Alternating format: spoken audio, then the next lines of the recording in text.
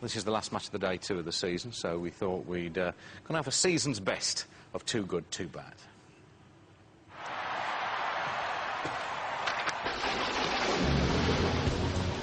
Starting with a bit of defensive incompetence, which we always like. What we don't like is this.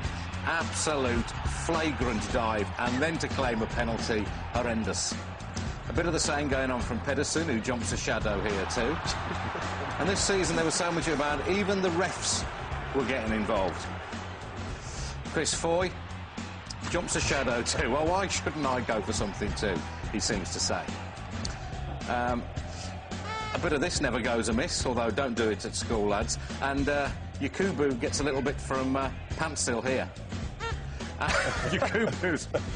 That's our sound effect, by the way. Yakubu's indignation just makes me laugh more every time I see it. Basic Instinct came to mind here, for reasons that I won't explain. Luckily, a programme is thrust in the way of her unbroadcastables. Before we get a look, thank you, madam. We all enjoyed that very much.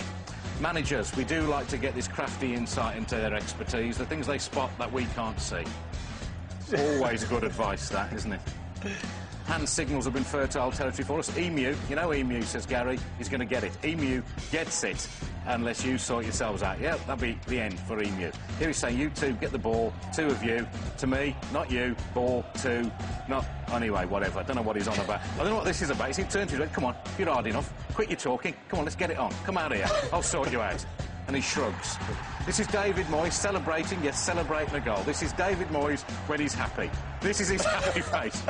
In a moment, he'll turn round, whip his coat off, and fling it angrily at his own bench. Not quite sure what that's all about. Here's a metaphor for Man City's whole season. The manager stands up, the chair flits back, and he nearly ends up on his ARSE, but just about saves himself, as he has done till the end of the season. And this is a champagne moment. Mike Phelan sees a balloon. He decides to get rid of the balloon by popping it. The biggest shock of Fergie's season. Mike, I'd be careful if I was you. You might kill him with the shock, although maybe, Mike, that is what you were thinking of. Look at him, John. That's brilliant. My favourite fans of the season? Mr. Strong, he certainly is. As an Arsenal fan, if he says it's Tuesday, it is Tuesday. I like the cut of his jib. He's Arsenal fan too. Scary, has a little dance, and then goes ballistic. I don't want to see him up a dark alley either.